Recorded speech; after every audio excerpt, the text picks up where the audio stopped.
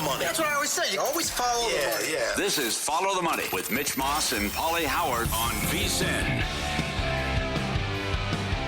Here we go. Welcome in. It is Follow the Money on VSiN, the Sports Betting Network. Mitch Moss along with Pauly Howard. We're live in downtown Las Vegas from the Circa Resort and Casino. Loaded program throughout the next 3 hours, including Jeff Seeley, best bets at the American Express this week on the PGA Tour. Mike Palm in studio a little bit later on. Matt Human's best bets for tonight and this week. And in 15 minutes, former NFL MVP Rich Gannon to go over the divisional round of the NFL playoffs. You can't be serious. God bless you. Oh, thanks, buddy. Did it feel good though? At least it did. God, that's sorry. Yeah. You're only a one sneeze pony. No. I knocked out 6 yesterday. I'll knock out 5, 6, 8 sometimes. Have you really? You can go 8. I feel like you're gonna die in the middle of it, and they're hard. And they hurt my neck. They hurt my back. Sammy Sosa, I'm with you. Yeah, I know what you're going through. Got me. Happened to me last ago. week. Yeah, I pulled something last week. Yeah. Oh, right here. There you go. Absolutely. I can't. It's going with age, and that was a vicious sneeze, no doubt. That was a good one. Yeah. Can't hold it in. One of our good friends out here in Las Vegas, bigger guy, holds it in every time. Will not let it go. Yeah, like a girl. It sounds like a mouse. I don't get it. Unleash hell. Let it out. Yep. Don't hold that stuff. That's funny. Right. He's 400 pounds. Get it out. Yeah.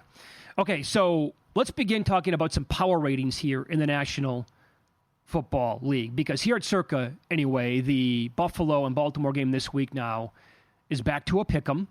That opened up Buffalo as a slight favorite, moved to Baltimore, lane 1 or 1.5. Now pick them there. It's going to go like that, I think, probably all week long. Small favorite one way or the other. Could close that pick 'em.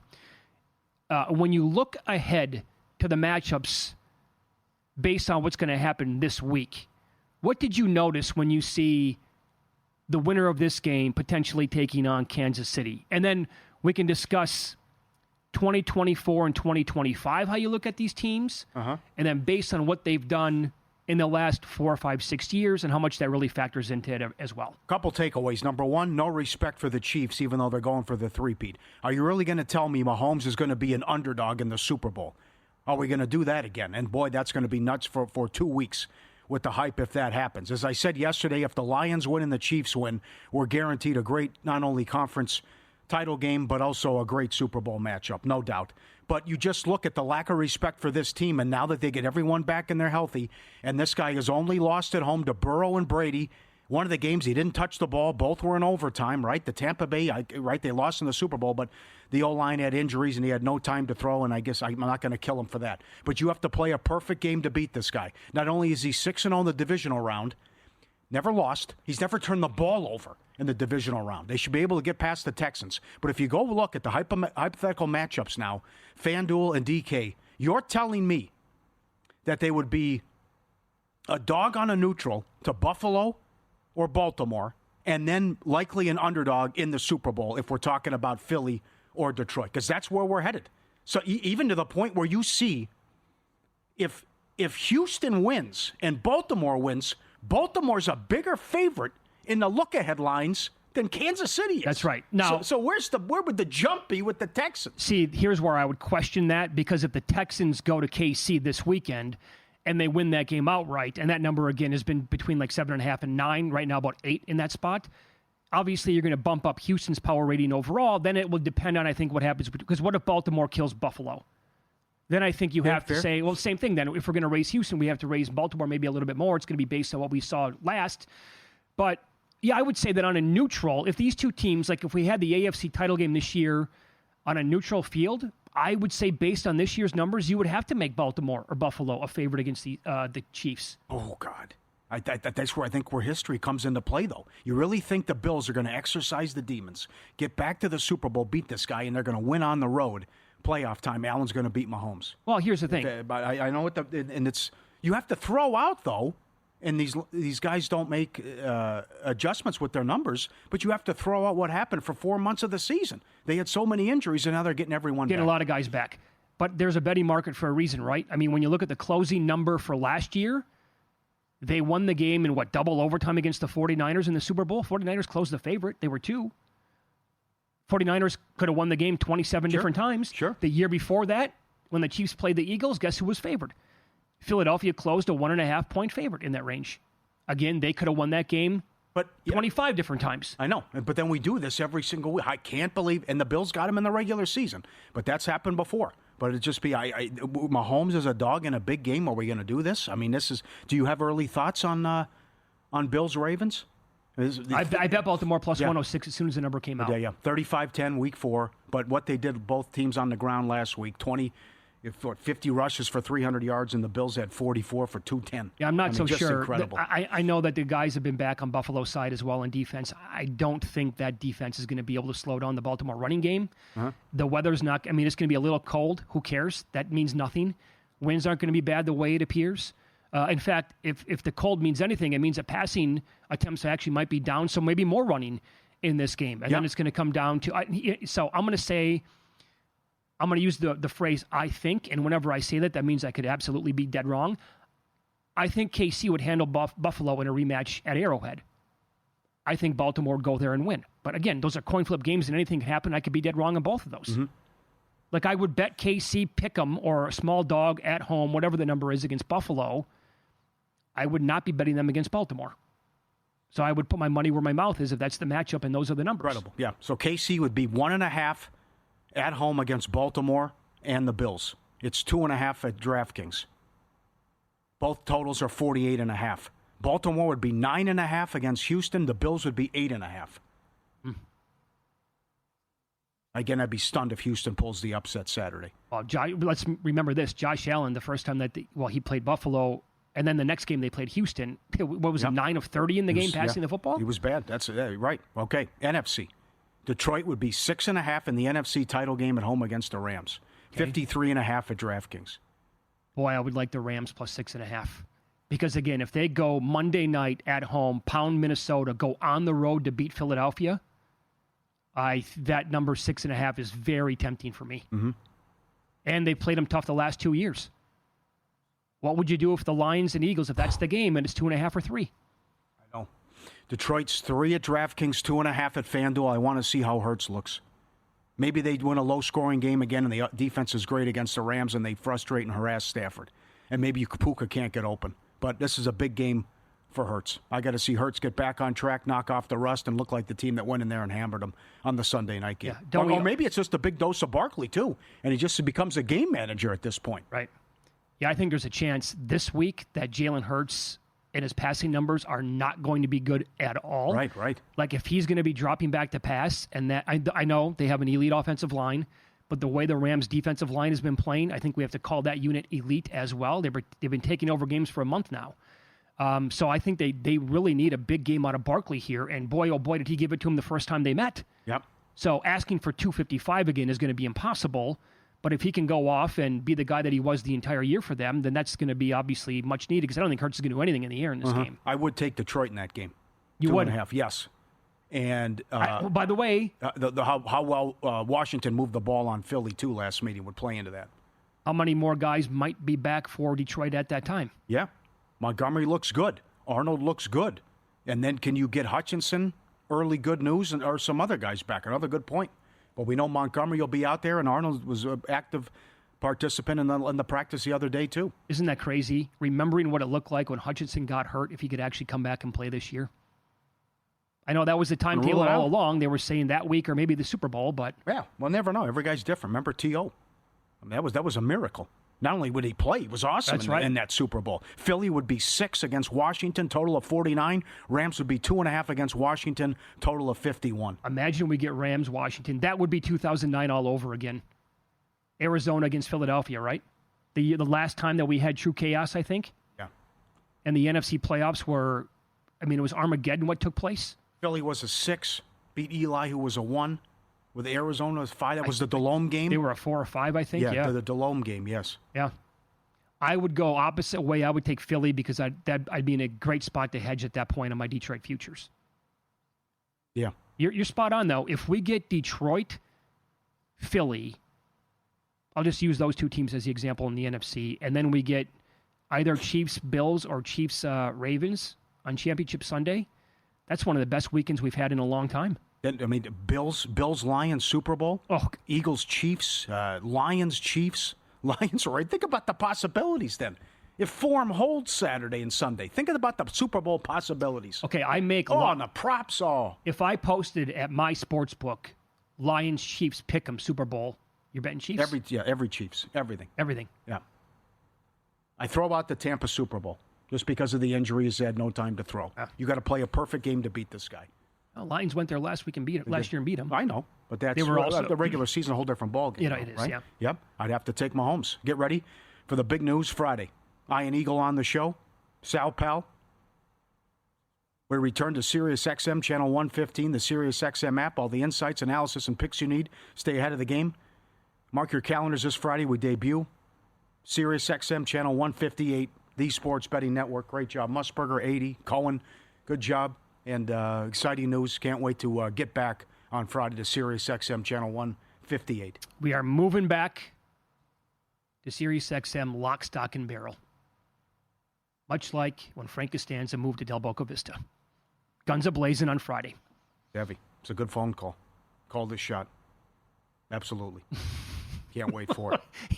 Jerry's dad answers the phone. And the first response. He hung up on him, too, right? He hung up on him after he finished the rant. I'll be all over that shuffleboard court. Oh, my God. Oh, it was great. Up next, former NFL MVP Rich Gannon makes his weekly appearance. His strongest opinion of the divisional round is where? We'll ask him coming up here on VSiN.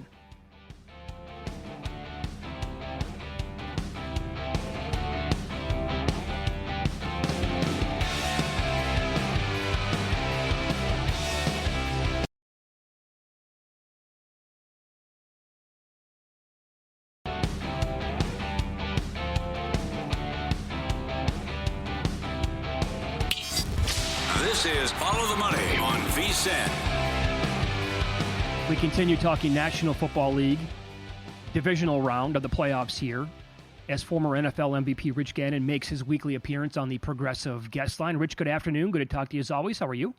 Guys, I'm doing great. I think this is the best week. Historically, it's been the best week of football in the postseason, these divisional games. I think there's a lot of very interesting games. You know, it's interesting. What I find fascinating is people aren't giving the Houston Texans much of a chance in this one. Obviously, when you look at the Kansas City Chiefs and what they've done, not only this season, but over the last couple seasons.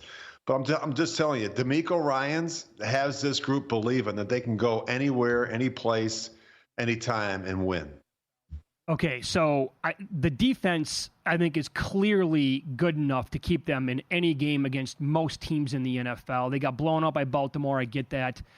Is the offense good enough to, fight toe-to-toe with Patrick Mahomes in this game, keep it close enough, in your opinion, and potentially win it at the end? Well, I agree with you. I think their defense is good enough. I think in order to play really good defense in the NFL, you need two things. You need some great pass rushers. They have that. With Will Anderson Jr. and Daniil Hunter. And you've got to have some really good cover corners. And they've got one of the better cover corners in the league in Derek Stingley Jr. So I think they're really good defensively. That's where DeMeco spends a lot of his time as a former linebacker, defensive coordinator. He still calls the defense. I think they match up pretty well when you look at the Kansas City Chiefs offense. And look, the offense of the Chiefs has had a lot of issues this year. And they're winning a lot of these one-score games. I think the biggest question I have is C.J. Stroud. Had a little bit of a sophomore slump. They didn't run the ball particularly well in the first half last week. They got Joe Mixon going in the second half. Majority of his 100 yards rushing came in the second half. And that's what they had to do. Joe Mixon, to me, is really the key, because if Joe Mixon's running the ball, they're staying in manageable down and distance situations on third down, and they're keeping Patrick Mahomes off the field. That gives the Houston Texans a chance in this one. But, you know, if you're going to play the Chiefs in Arrowhead, I would say the margin of error is very small. And for the Texans to go in there and win, they're going to steal some possession. They have to win the turnover battle. Mm-hmm. And they have to do a really good job in the running game. Yep. You know how tough it is and what that atmosphere is like as well. How about the other game that's a rematch? And Baltimore pounded them at home by more than 3 touchdowns. What do you think of Baltimore and Buffalo? It's the game that we're all so excited about, right? I think it's two of the better teams, the better coach teams in the NFL, 2 quarterbacks that are going to finish 1-2 in the MVP balloting. And, you know, I just think that these are teams that while they have been really good in the regular season, have had their struggles in the postseason under John Harbaugh and Sean McVay or Sean McDermott. So, look, I wouldn't. A lot of people are talking about Baltimore, and how good they've been offensively. They've had some struggles defensively, although they've played better here in the past defense here the last 8 weeks of the season. I'm just telling you, Josh Allen at home in Buffalo. They're undefeated at home this year in Buffalo. There's something special about Bills Mafia, as you guys know. And I just think the Bills are going to be tough to beat this weekend. I think I ran down the stat yesterday. I want to say it was with Josh Allen starting at quarterback. So I'll throw out week 18 when he took the one snap and then got out of there. I think it's 10 out of the last 11 games they've scored 30-plus points. Yeah, and here's the other thing, guys. There's a great stat, and I'm sure you're all aware of it, and it was one of the most impressive stats I've seen this season. So if you look at negative plays, and of course, I always say mistakes are magnified in the postseason. So say the average turnover during the regular season is 4.7 points. So if you fumble the ball away, you throw an interception, it equates to about 4.7 points during the regular season. That number goes up above, I think, 5.2, 5.3 in the postseason. Why? Because you're turning it over to, a Pro Bowl quarterback, a great play caller, a great head coach, a great defense. They're going to capitalize on your mistakes. If you look at a quarterback this season that's made the fewest amount of mistakes, so if you take negative plays, so that's sacks, it's fumbles, and that's interceptions. Josh Allen had the fewest number of those combined through 17 games in the regular season. I think it was about 4%. 4% of the plays that he played in resulted in a negative play. So if you're Lamar Jackson and I'm coaching Lamar Jackson and I'm T. Martin, the quarterback coach in Baltimore, those are the conversations that we're having. Hey, look, let's be clean. Let's go out. Let's make good plays. If it's not there, let's not force the issue. Let's not make mistakes because mistakes are magnified. Josh Allen doesn't need another possession or any more help against our defense. But I think in the postseason, that's really where you've got to be on point. And we've seen that the quarterbacks that have won last week, for the most part, all played really, really well. How difficult is this spot for the Rams? Short week, Monday night, another road game now going to Philly. Well, I think when you look at what happened to him in week 12, right, where Saquon Barkley went crazy, rushing for over 250 yards in that game. I think that's the big thing. Like, to me, I was impressed with what I saw from the Rams defense against the Minnesota Vikings offense. But they're going to have to win the line of scrimmage on both sides of the ball. If you give Matthew Stafford some time, he's like a trained assassin back there. He can really hurt a defense. But on the other side of it, that front seven, Philadelphia can just wear you down. I think one of the other most impressive statistics I saw this season, guys, is you look at Saquon Barkley's 2,000 rushing yards this season, and 1,245 of them came in the second half of games. So when they're in games and they're in control of games, they'll lean on you with that front of theirs, their offensive line, and they can just beat you up. And I think for the Rams, they have to keep this thing close, keep Saquon Barkley around 100. If he's going to get his, but just don't let him go crazy, and give your quarterback a chance to win it. And I think we talked about this last week. I would say the same thing this week. Force Jalen Hurts to throw the football. Put the game in the hands of Jalen Hurts and not Saquon Barkley. Totally agree. Follow the money here on VSiN, the Sports Betting Network. Our guest, former NFL MVP Rich Gannon, and he is on the progressive guest line. From a betting standpoint, I've gone back and forth on this Commanders-Lions game several times already this week. The variance here seems like it's off the charts, but you were spot on last week on the show here about Jane Daniels. He's not a rookie quarterback anymore, the way it seems like. He's special, and I think he's different than a lot of the other guys we've had in previous years. What are your thoughts overall on a game that is lined around 9 with the point spread here, Rich? Guys, I've done really well this year taking the Commanders and the points. I felt really good about it last week. Not only did I feel that they would cover, or they would get in the points, they would do well. I thought they'd win the game, right? I just had I love Baker Mayfield, but this quarterback late in games. Look at what he's done in the last minute of the last 6 games. He's been incredible. I mean, here's a guy that can put the team on his shoulders and carry him to the finish line. He's been so poised.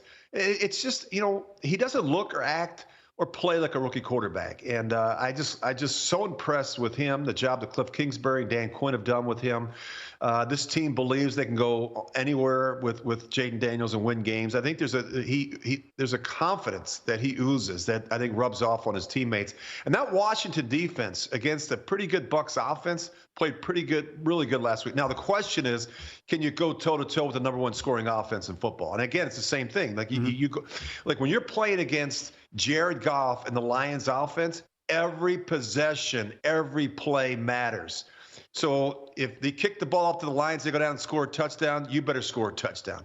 You know, if you get into one of these fights where you get a field goal, they get a touchdown, you know, you go 3 and out, they get a touchdown, they're not going to win that game. They're going to have to play really well on defense, and offensively, they're going to have to make every possession matter. Do you agree with Troy Aikman that the Cowboys' job is not a coveted job? I do, for a number of reasons. I think they've got, when you look at their roster, they've got a lot of things they have to address. They've got a lot of money tied up in CeeDee Lamb and obviously Dak Prescott. They've got to start over again now with Dak Prescott and this offense. Change is never good around a young quarterback. And I would also tell you that most coaches want to come in and be very involved in the overall selection of the 53-man roster. And that's just not going to happen in Dallas. Jerry is the owner. He's also the general manager. He picks the players. And when there's a problem in Dallas, it usually the blame doesn't fall on the players. It falls on the guys coaching the players. That's historically been the case under Jerry Jones. And I just think that, you know, Mike McCarthy's going to have opportunities elsewhere. He was in Chicago yesterday. He'll talk to the Saints. I think he's a really good football coach. As you guys know, he's as a personal friend of mine. He coached me in Kansas City. He's asked me to be a part of some of his coaching staffs. And I just think that he'll do a great job in the next spot. This is a reboot. You know, when you look at that division, where Washington is, where Philly is, Dallas has a lot of ground to make up in the NFC East. Yeah, about a minute here, Rich. Then at this stage of the game, where do you think the Raiders are going to end up going for their next head coach?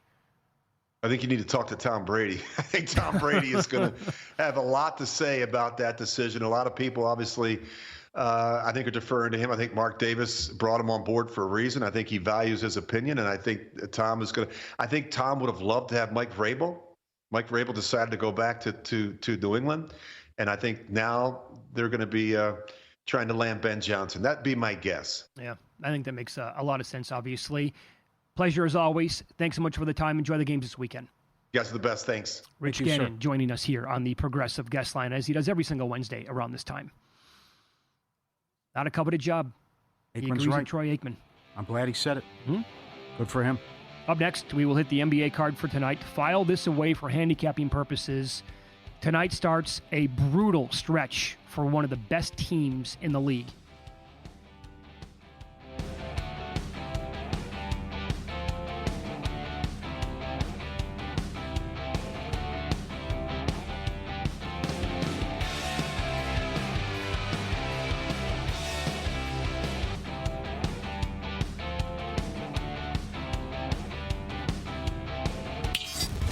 This is Follow the Money on VSiN. Big NBA card tonight. A lot of intriguing games, a lot of good numbers here. Some bets to make. I got smoked last night in the NBA. A couple of player props that had no chance, trying to rebound here tonight. The Knicks are playing at the 76ers. Philly, this is absolutely beyond real now with 3 months to play in the regular season. Could miss the playoffs. 0-4-1 ATS last 5 games. I thought I had a great Knicks ticket in pocket to win the division. Yeah. They had won 9 straight, got plus 350 on it. Since that winning streak, lost 5 of their next 7 games. Maxi's going to be back for Philly tonight. I would ask this question, 219.5? Is that maybe a tad low? Well, let's see who plays. George is a questionable, and Embiid's out. But I don't want the Knicks under with how high scoring they've been and issues defensively. But they have to get this right, and I thought that was a good ticket as well. This has been a head scratcher, what's happened the last couple weeks. Throw out the blowout against the Bucks. They've been dreadful. Some bad losses in there, too, and bad performances like the second half in Chicago when they blew a big lead. I think I'd like the total over without Embiid more, actually. Mm-hmm. So yeah, George questionable, Zion out, Trae Young out, Middleton back, Kyrie doubtful. And we'll keep you up to date before we get off the air with some of this stuff. All right, Celtics are playing at the Raptors tonight. Boston, they are 15-23-1 ATS on the year. They are tied for the fourth worst mark in the NBA. They're laying 14.5 tonight against Toronto on the road. Remember, they were laying 15 at home on Sunday against New Orleans. They had a bunch of guys back. They won by a point. The Raptors are 22-17-1 ATS, sixth best overall in the NBA. As a home dog, they're 12-5-1 ATS. And this is a great tweet from Sean Grandy, who is the excellent play-by-play man for the Boston Celtics. He points out that starting tonight, here's the meat grinder of a schedule until the All-Star break. In 29 days, they play 16 games, 10 are on the road. 5 out of the 16 are versus sub-500 teams, including 18 and 19 San Antonio, 14,500 miles. So they're playing good teams most nights and in a short amount of time here. That's a huge number to be laying with Boston in this spot. I could only look at Toronto here. Yeah. But they're down like 11 guys every night anyway, the way it seems. Yeah, and he's also pointing out don't panic because of the record. When you go back and look at point differential, right. But that's another thing, too, where this team shouldn't have the record that they have. They have too much talent. So they've had some inexplicable losses, too, like what happened Friday. I mean, you're laying 12-13 in these games that they're losing in. Sure. And losing at home, too. So that can't continue. This total can't be 243 in the Bulls-Hawks game if there's no Trae Young. No Trae Young, yeah. And the Bulls have had some unders, too. And that was a big mover yesterday, and you won on that. The Pelicans Bulls total went up 11 points. It didn't even come close. It moved 11? 232 to 243. Based on the opener. Wow. Yeah. So okay. It can't be 243 if you're going to have Trae Young out. And there's a 240 in the Memphis-San Antonio game. With this, Memphis, they playing some crazy games this year. And San Antonio was like the perfect team to go up and down the court with them. Mm-hmm. Rockets are playing at the Nuggets back-to-back here for Denver. This is a tough one. Jamal Murray was awesome last night. Denver playing great ball overall, up to a 2-point favorite here. Total is 230. Last 10 games are 8-2 overall with a plus 11.3 net rating, second best in that frame. The Rockets' last 10 games, sixth best net rating, 7-3 overall. Houston is up by 2 games in the Southwest over Memphis, 5 by Dallas. Don't look now. Denver, half a game back of Memphis for the 3 seed. They're currently sitting on the 4 line. Westbrook did not do much last night because it was the Jamal Murray show. Couldn't miss, so why keep shooting? He had 45. Here's the guy that I'm going with tonight. Jalen Green, again, last 5 games, 35.5 minutes, almost 32 points per game. 5.2 makes on average from downtown per game. He's hitting 48.1% of his threes. I took over 3.5 tonight at a nice plus price on Jalen Green made threes in that game. Did you want to do anything here with the Heat at the Lakers playing at home? No, I can't because you still got the Butler saga going on, and the Heat were run out against the Clippers, and then the Lakers, just an embarrassing performance. They have a 10-point lead at home against the Spurs. They retire Michael Cooper's jersey at halftime. The ceremony went on for a while. Riley spoke. It was great. Magic. And then Cooper. And then they scored 13 points in the fourth quarter. Yeah. They got outscored 37-13 in the fourth quarter. Oh, they got absolutely mauled. Yeah. So just when you think you're buying in, but it's also the league announced they've moved 9 games now because of what happened in L.A. and also Atlanta. But right. This one's tough here as the Butler saga continues. But you think the Lakers would respond if that humiliating performance at home in the fourth quarter. And then with the Nets, Clippers laying 14, Johnson's out, Claxton's questionable. Clippers have been good offensively. I would think that the Clippers can name their score in this one, too, in the 2 L.A. games. So after last night, when Brooklyn played in a very high-scoring game, they scored a ton of points. They beat Portland. Now a back-to-back here, and the Clippers have been awesome with unders on the season. Man, with a 14-point spread and a total of 213, it's going to be a very small team total for Brooklyn. But the Clippers have held teams below their team total a lot this year when they're playing at the in front of the wall at home. So a couple of other things with on the Lakers game. I will point out Anthony Davis, last 5 games, playing great basketball. 36 minutes on average, almost 25 points, shooting 51% from the floor, more than 14 rebounds per game, 3 blocks, 1.3 steals. His stocks prop tonight, steals plus blocks, 3.5. The over is plus 124 at DraftKings.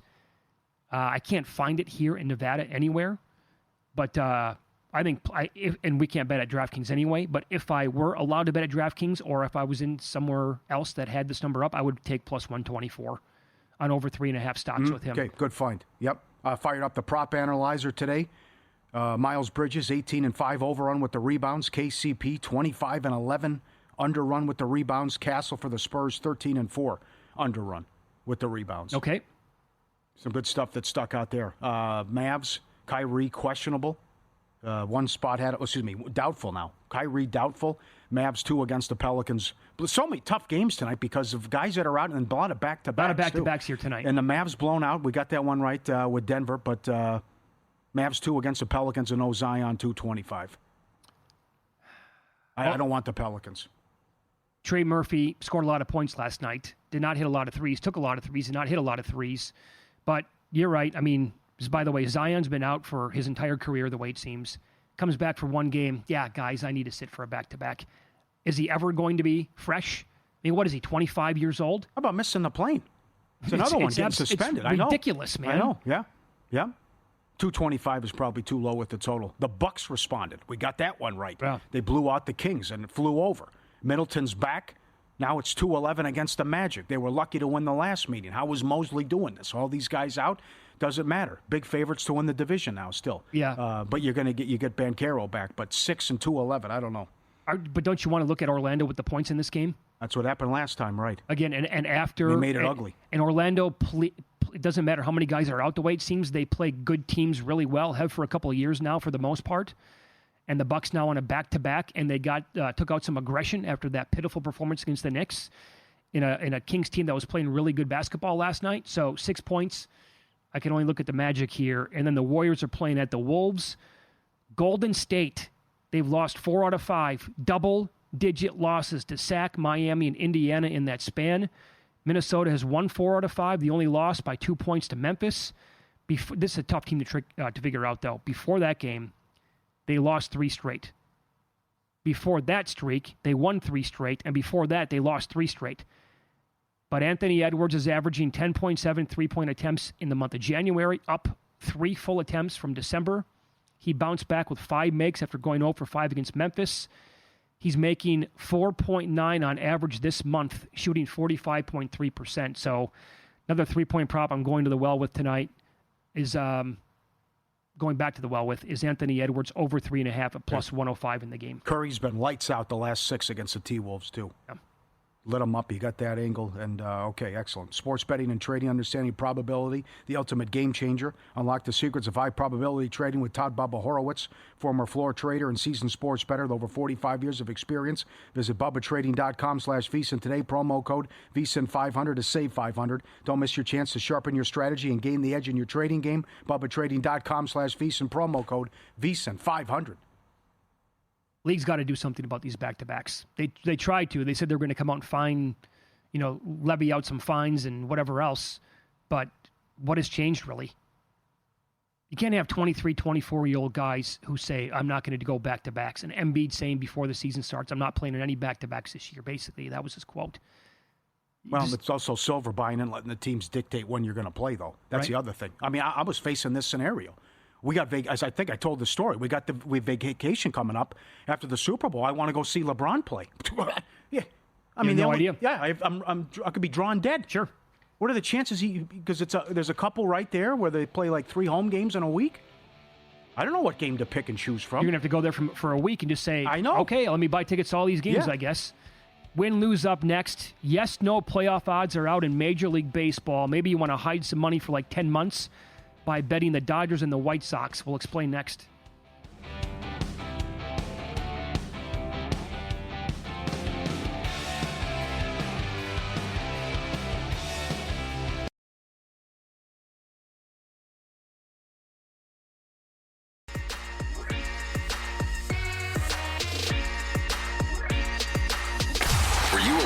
last night? Wow, winning. Or was it a rough one? Well, they can't all be winners, can they? Loser! You're a loser! Pauly Howard recaps the night in sports betting in Win Some, Lose Some. College hoops last night was awesome in the SEC. Old Miss plus 550 on the money line. First road win ever against a top 5 team. Well, I know this. Chris Beard is an unbelievable college basketball coach. Yep. And once they make the tournament this year, I don't know how many guys he'll get out coached by. Good point. He was the coach here for how long? 3 weeks? I think it was like 8 days. Was it that short? I think so, yeah. All those issues, signing off on the contract. Yeah. And then Tubby Smith left, and I'll just go to Texas Tech then. Bye-bye. Ridiculous what the Regents were doing. But, he's done it before with Tech. He's an unbelievable coach. And you get in the tournament, he's going to be scary, and they will. Missouri 5-1. What was that? I don't know where that... I mean, Missouri's good, but Florida's awesome. And 50-35 at halftime. Yeah. Missouri takes them out. Another tournament team out of the SEC. Told you, New Mexico couldn't be laying 10. San Jose State money line, 4-1. Big number. Had the great performance, smelling themselves, blew out San Diego State on national TV. You go in, there's no atmosphere, no crowd, and they weren't ready to play, and they got beat. Western Michigan plus 650 as well. Premier League yesterday, West Ham 2-1. Brentford Man City draw plus 350. Chelsea Bournemouth draw plus 350. Liverpool Nottingham Forest draw plus 320. Wow. Subscribe, be part of the team, VSiN.com. Our radio and podcast friends, you always want to see these tweets and videos at Pauly Does Vegas on Instagram. Send them in, we'll put you on. How about what this guy hit at Caesars? A $55 12-leg parlay. $135,000. Bucks and over, Thunder and over, Cavs and over, Hawks and over, Denver and under, Pelicans and under, no sweat. Piece of cake. $135,000.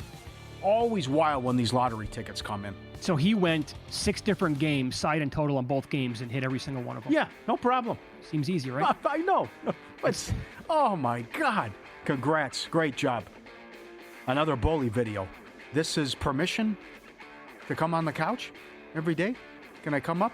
Sit by you? Is it okay? Am I allowed to? Yep. Oh, granted. Okay. Look at the paws. Look at the legs. Look at the coat. Good looking. What color is that? Is that like a rusty brown color? It's beautiful. Yes.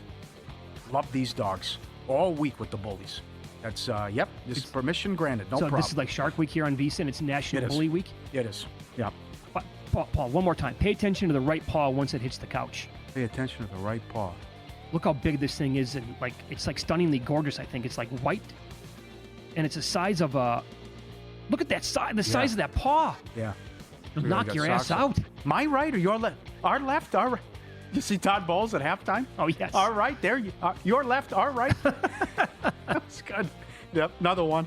The skateboarding. They're so talented. Better than a human. Coming down right down the stairs. There's like 30 of them.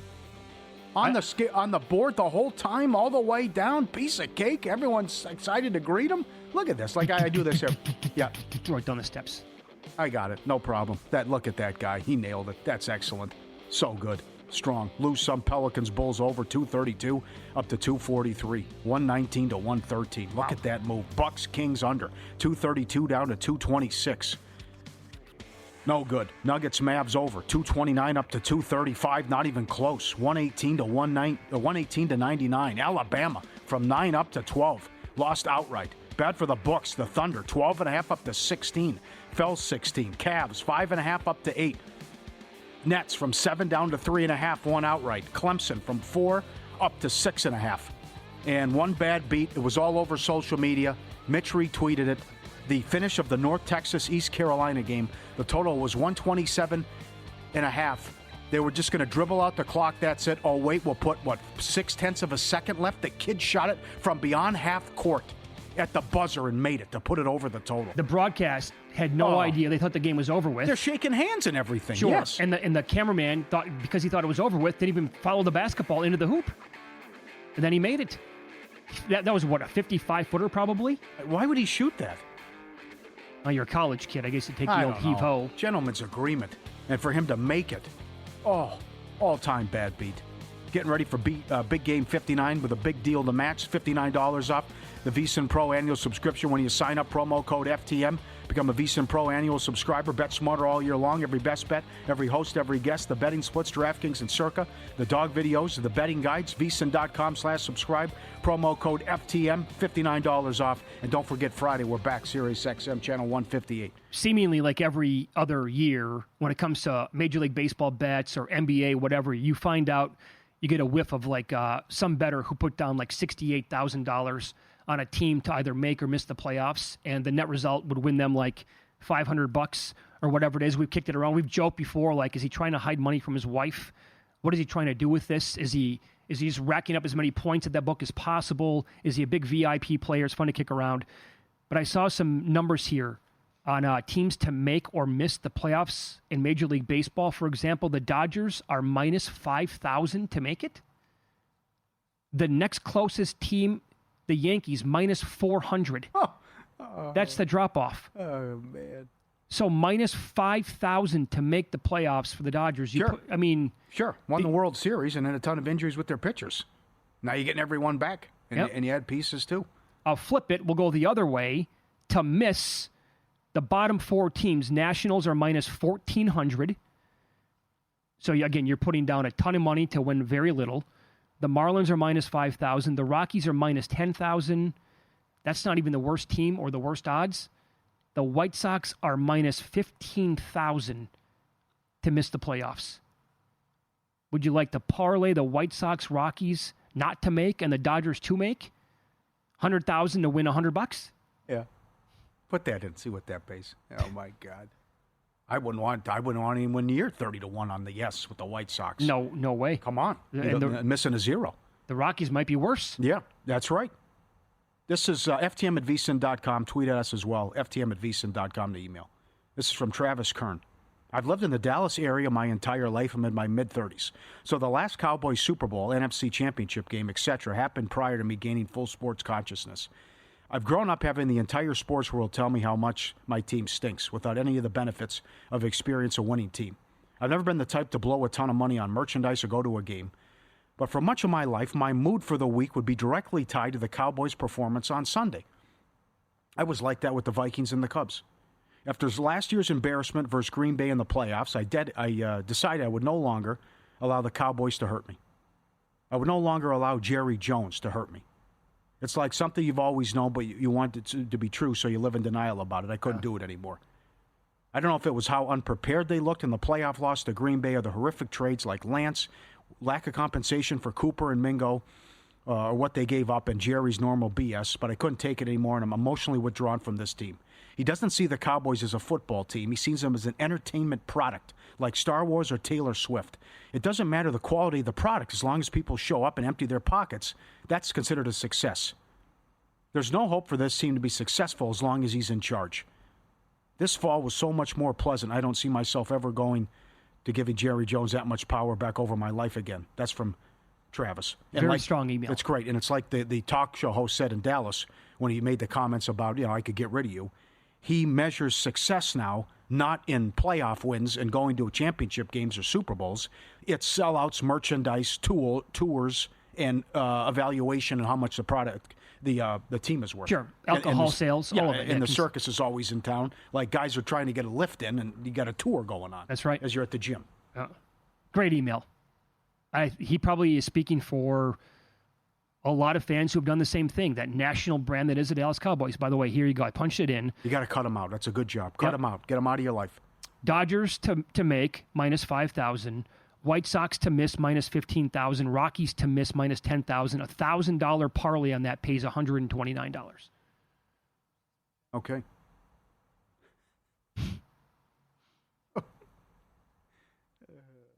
What do you think? Do you have any interest in something like that? Yeah. No. No? Try the other way. Where's Duffel Bag Boy? Yeah, that's right. 100,000, you'd win 12,000. 100,000, you win 12,000. Yeah, but 12,000. Yeah, it's not going to lose, is it? Not going to lose. But you're tying the thing up for so long. What if the Dodgers get this Sasaki? I think I'm saying his name right. I wouldn't be surprised. It's down, I think it's down to them, the Padres, and one other team. And the Blue Jays. Yeah, there you go. And the Blue Jays get somebody. Then you got the shenanigans going on with the Padres with the ex, with I guess you call her, was she the ex? Whatever. But the wife wants control. Yeah. If that could change things, yeah. All right, it's Follow the Money here on VSiN. You can always get in touch with the show. The email is ftm@vsin.com. We're also on X at VSiN Live, at Mitch Moss, and at Pauly Howard. Up next, we will get best bets in golf with Indy Jeff. Couple things here. One golfer has 5 top 6 finishes over his last 8 events here, and he's around 70-1. Does that mean anything at all to Jeff with the course form here? And also, he is going to go a ladder bet and the biggest bomb he's ever given out on the show. Find out who it is next here on VSiN.